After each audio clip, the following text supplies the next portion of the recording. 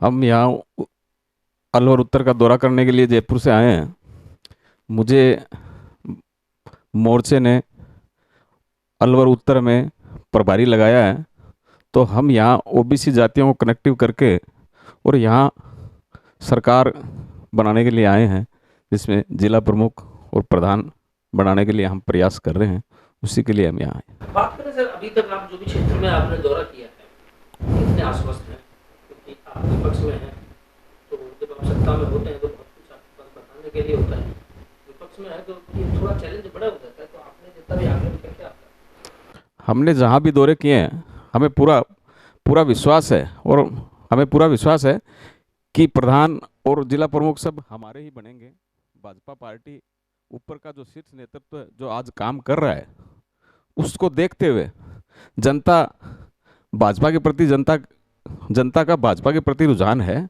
और यहाँ जिला प्रमुख भी भाजपा का ही बनेगा और प्रधान भी भाजपा का ही बनेगा। सर सत्ता में कांग्रेस है और अक्सर ये बहाने बहुत होते हैं कि जब हम विपक्ष में थे तो इसलिए हम कुछ कर नहीं पाए, तो जनता के बीच में कैसे जाएंगे, कैसे आश्वासन दिलाएंगे कि आप अगर सत्ता में आते हैं या आपके प्रधान बनते हैं या आपके जिला प्रमुख बनते हैं तो विकास को कैसे आप आगे बढ़ाते हैं? विकास तो केंद्र में सरकार भाजपा की है, और केंद्र में भाजपा की सरकार है, और केंद्र में आज बड़े से बड़े काम मोदी जी कर रहे हैं। उसी के हिसाब से यहाँ भी अगर प्रधान और जिला प्रमुख बनते हैं तो केंद्र से सारी व्यवस्थाएं रहेगी। पंचायती राज की कनेक्टिविटी तो सर सबसे पहले स्टेट गवर्नमेंट के अंडर में होती है, तो उसमें कुछ प्रॉब्लम्स तो होती है, विकास का रास्ता तो अवरुद्ध होता ही है। विकास का रास्ता तो अवरुद्ध होता है, मगर क्या है कि सरकार बिल्कुल नकारा तो है नहीं, नकार तो सकती नहीं।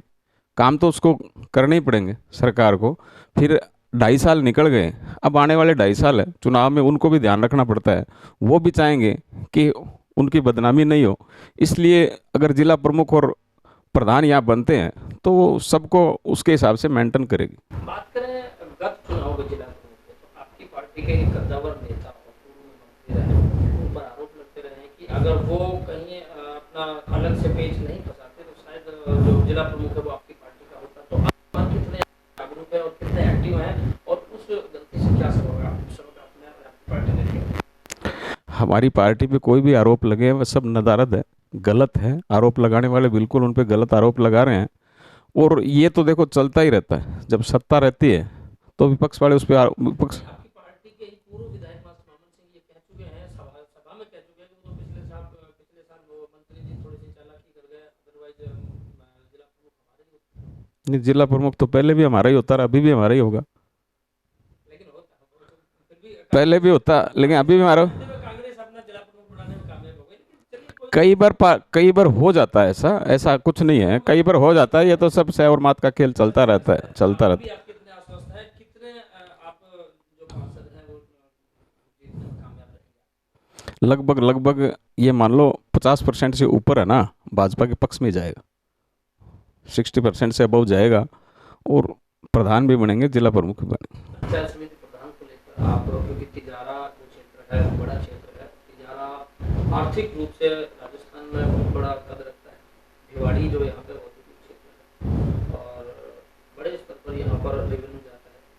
बहरोड है जो वो बड़े स्तर पर वहाँ से रेवेन्यू जाता है, नीमराना से जाता है। तो अलवर में कितने आप अपने प्रधान बना पाएंगे? अलवर, मैं अलवर उत्तर की बात कर रहा हूँ। अलवर उत्तर में कम से कम भी हम 4 प्रधान, अलवर उत्तर में ही ये दोनों 5 प्रधान बना पाएंगे बिल्कुल। तो इसके अलावा मतदान होना है, मतदान की प्रक्रिया बहुत नजदीक है, तो क्या आप लोगों को जागरूक करेंगे, क्या आह्वान आप करेंगे कि इस तरीके से वो आपके पक्ष में वोट दें या अधिक से अधिक मतदान करें? हम हमारे भाजपा के कार्यकर्ता हैं, सब घर घर पहुंच रहे हैं, और हमारा ये मिशन है।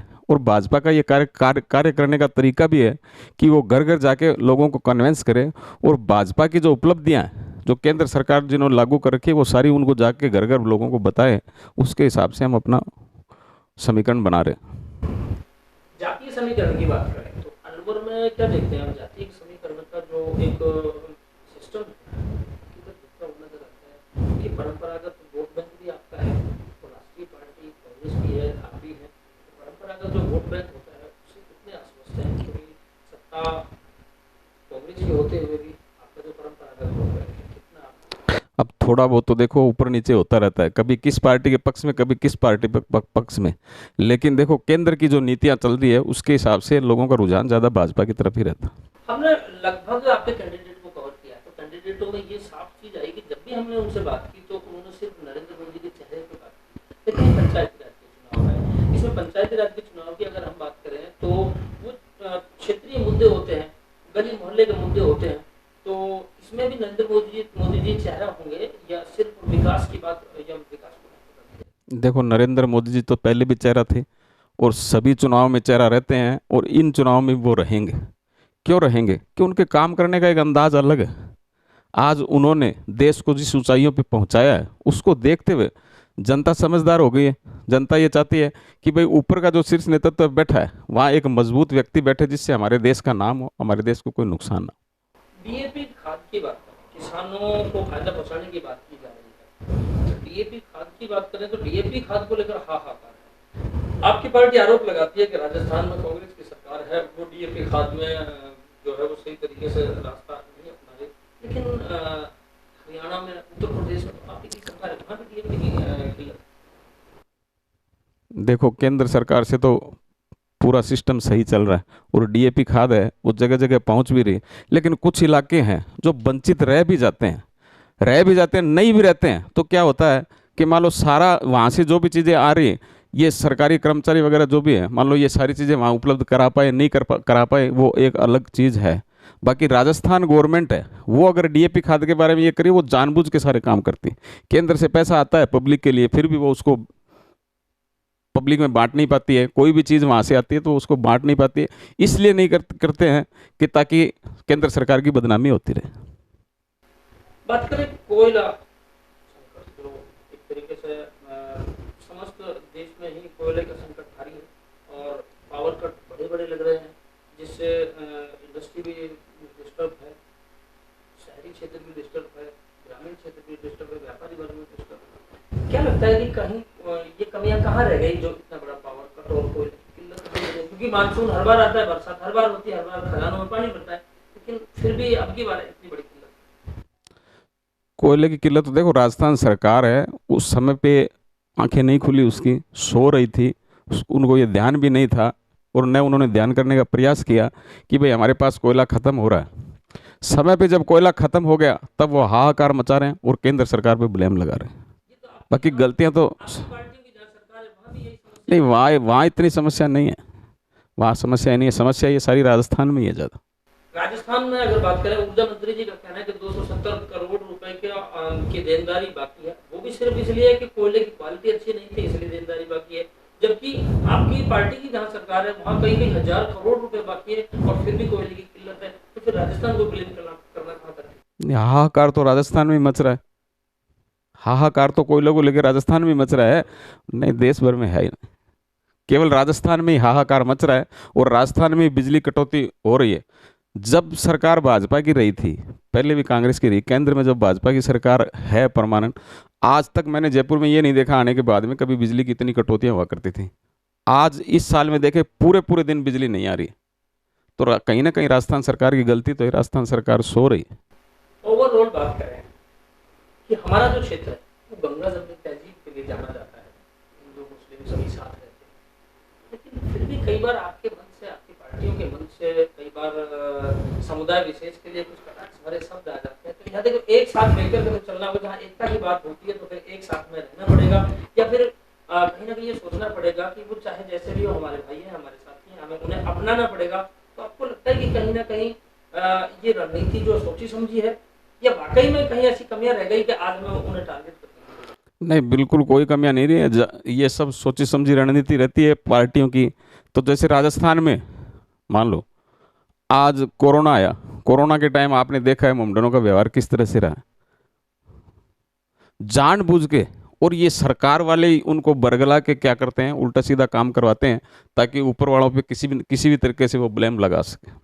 बाकी ऐसा कुछ नहीं है, हमारा ये लोकतंत्र देश है, इस देश में हिंदू मुस्लिम सिख ईसाई सब भाई भाई हैं, और जिस तरह से हम लोग रहते हैं, भाई हमारे पड़ोस में भी मोमडन रह रहे हैं, हम बड़े परिवार की तरह ही रहते हैं सब लोग।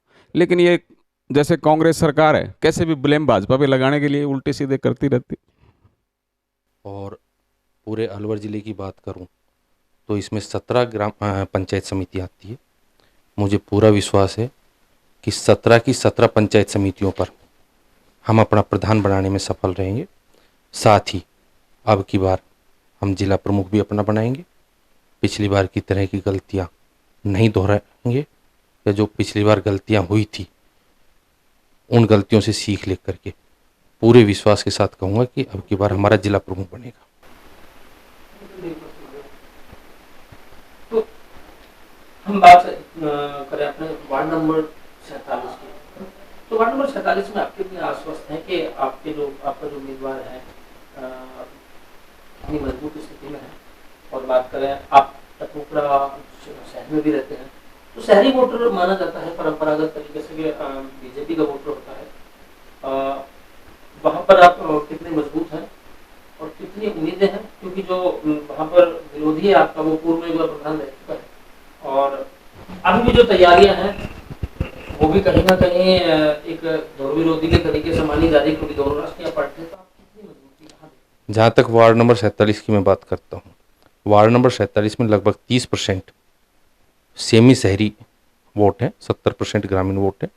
कुछ समीकरण यहाँ पर कांग्रेस के परंपरागत वोटर भी हैं इसमें, लेकिन 47 में हमें पूरी उम्मीद है 200% हम इस सीट को जीतेंगे। और इसमें ज़रूर हमारे सामने कुछ विषम परिस्थितियां हैं कि हाल वर्तमान विधायक भी इसी वार्ड का है, और वो ये किन प्रकार सत्ता को अपने अनुकूल चला करके जीतने की भी कोशिश करेगा। लेकिन फिर भी मुझे पूरा विश्वास है कि वार्ड नंबर 47 में हमारी पार्टी बहुत अच्छे तरीके से जीतेगी। और वार्ड नंबर 47 पिछली बार यहाँ से जिला प्रमुख भी रहा था। हम तो यही उम्मीद करेंगे कि इसी क्षेत्र में दोबारा से जिला प्रमुख ही आए। वार्ड नंबर 47 की बात करें तो करीब 65% से अधिक, या ये यूँ कहें कि 65% का जो क्षेत्र वो हिंदू बेल्ट आता है, और करीब इससे आगे का जो पार्ट है वो पूरा अल्पसंख्यक समुदाय के लिए आता है। तो अब की बार क्या लगता है कि आप क्या उस पूरे वोट बैंक को साधने में कामयाब रहेंगे? आपकी जानकारी के लिए मैं बता दूं कि जो हमारा अल्पसंख्यक मोर्चा है प्रदेश का बीजेपी का, उसमें हमारे तिजारा विधानसभा से ही 3 पद दिए हुए हैं जो प्रदेश में कार्य देख रहे हैं। और हमारे लिए मोमडन वोट अस्पृश्य नहीं है कि वो हमें नहीं मिल सकते, ऐसा कुछ भी नहीं है। मोमडन भाई भी आज हमारे विकास को देखते हुए, नरेंद्र मोदी जी के नेतृत्व को देखते हुए, नरेंद्र मोदी जी की वर्किंग कार्यों को देखते हुए उनके साथ में, जहाँ पर राष्ट्रीयता की बात आती है वो भी हमारे साथ में है। इनमें और हमारे अंदर कोई फर्क नहीं है। हिंदुस्तान हम सबका राष्ट्र है। तो बीजेपी इनके लिए अछूत पार्टी नहीं है, ये बीजेपी के साथ आएंगे। दूसरे नंबर बात, प्रधानमंत्री नरेंद्र मोदी जी की जो कुशल नेतृत्व है इस कोरोना महामारी में, इस विश्वव्यापी महामारी में, जब हर देश त्राहिमाम त्राहिमाम कर रहा था, हमारे देश को एक कुशल नेतृत्व के साथ में मोदी जी ने इस बीमारी से निकाला। और आज भी जो उनकी योजनाएं हैं, वो सारी योजनाएं, उनका पहला फोकस ये है कि सारी योजनाएं मेरे लास्ट पैसा गांव के लास्ट आदमी तक पहुंचे। इसलिए मैं आपकी इस बात का भी इस सवाल के साथ में जवाब दे देता हूं कि पंचायती राज चुनाव में जैसा लोगों की धारणा रहती है कि रूलिंग पार्टी के साथ में वोट डलता है, ऐसा कुछ नहीं है। प्रधानमंत्री जी हमारे देश के प्रधानमंत्री, सारा उनका फोकस गरीब तबके और देश के लास्ट पंक्ति में खड़े हुए आदमी तक अपनी योजनाओं को भेजना, उनके हितार्थ काम करना है। हर आदमी गांव का समझता है कि प्रधानमंत्री जी की सारी योजनाएं हमारे तक पहुंच रही है, वो हमारे हितार्थ सोच रहे हैं। इसलिए भाजपा को जिता करके प्रधानमंत्री नरेंद्र मोदी को और भाजपा को ये आगे बढ़ा करके प्रधानमंत्री नरेंद्र मोदी जी के हाथों को मजबूत करना है। सत्ता, समय और समीकरण, पार्टी हमारी एकजुट पार्टी है, एक कुशल नेतृत्व में पार्टी कार्य कर रही है। और राष्ट्र में हमारे अमित शाह जी, नरेंद्र मोदी जी, नड्डा जी के नेतृत्व में बहुत अच्छा काम हो रहा है।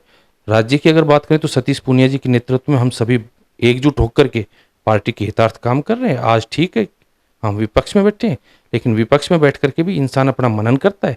मनन कर करके आज हम इस पोजीशन में कि कोई अगर हमारे से गलतियां हुई है तो उन गलतियों में भी सुधार करें। क्षेत्र में 20 तारीख को मतदान होना है। हमारे चैनल के माध्यम से या समस्त मीडिया के माध्यम से आप क्या अनुरोध करना चाहेंगे, किस स्तर पे ज़्यादा से ज़्यादा वोटिंग हो और क्षेत्र में मतदान का प्रतिशत बढ़ाया जा सके? क्या इसमें हमारे साथ में जो दिक्कत आती है वो ये है कि शहरी क्षेत्र के ज़्यादातर वोटर बीजेपी के माने जाते हैं और इस एरिया में 3 से 4 सोसाइटियां आती हैं जिनमें लोग बाग प्राइवेट सेक्टर में नौकरी करते हैं और काफ़ी लोग बाग नौकरी करने के लिए राजस्थान से बाहर जाते हैं और वर्किंग डे होने के कारण हो सकता है हमारा पोलिंग परसेंटेज कम रह जाए। तो हम आपके चैनल के माध्यम से, आप लोगों के माध्यम से, मीडिया वालों के माध्यम से ये अपील करना चाहते हैं कि इस जागरूकता को फैलाएं कि सबसे पहले मतदान करना है और हमारी भी कोशिश ये रहेगी कि हमारे सभी जो बाहर नौकरी पेशा आदमी हैं वो पहले वोट का मतदान करें, उसके बाद में जाए। अगर हम मतदान प्रतिशत बढ़ाने में सफल रहे तो हम जीत का मार्जिन उतना ही ज़्यादा बढ़ाएंगे इस क्षेत्र में। सर, आप क्षेत्र में पहुंचे हैं, प्रभारी आपको निगरानी का लगाया गया है, तो क्या देखते हैं कि आपकी पार्टी कितने मजबूत तरीके से चुनाव मैदान में? सबसे पहले तो मैं आपको ये बताना चाहूँगा कि जिस प्रकार भाजपा ने मुझे नीमराना चुनाव प्रभारी लगाया है, तो मैं वहाँ नीमराना गया भी था। मैंने वहाँ देखा कि जो बीजेपी के कार्यकर्ता जिस तरीके से वहाँ पे प्रधानों के लिए, जिला प्रमुख के लिए जो प्रयास कर रहे हैं, घर में जा जा के प्रत्येक घर में भी इसमें लोग जागरूक कर रहे हैं, केंद्र सरकार की योजनाओं को बताया जा रहा है वहाँ पे, तो लगभग ऐसे लग रहा है कि जहाँ बीजेपी का ही प्रधान और जिला प्रमुख बनेगा। आप आश्वस्त हैं? आश्वस्त। कितने सीटों का आकलन आप का मान सकते हैं कि आपके क्षेत्र से कितने सीट? मैं निमराना क्षेत्र में लगभग जैसे कि जिला परिषद सदस्य और पंचायती राज सदस्य, वहाँ की 5-6 सीटों पे मैं जाके आया हूँ, तो वहाँ मुझे लग रहा है कि 5 सीटें तो कन्फर्म बीजेपी निकलेगी।